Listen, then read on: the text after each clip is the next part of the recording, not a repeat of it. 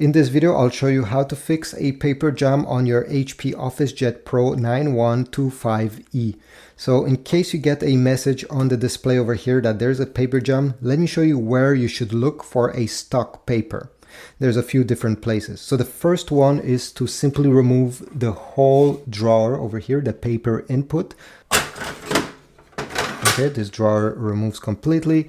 You can also push this small gray cover like that and take a look over there. Is there any stock paper? You can remove it with your fingers or with a pair of tweezers.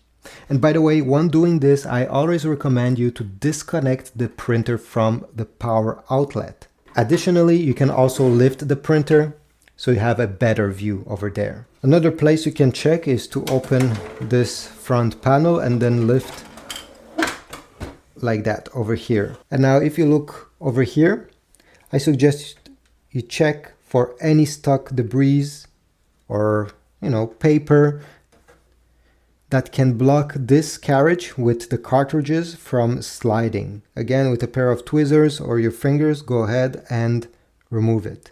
You can check over there as well. It's rare that something gets stuck over here, but it happens. And if you want, you can also remove this small lid.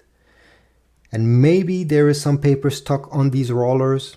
Again, very rare to find something there, but I suggest you take a look as well. To put back this lid, slide it and clip it.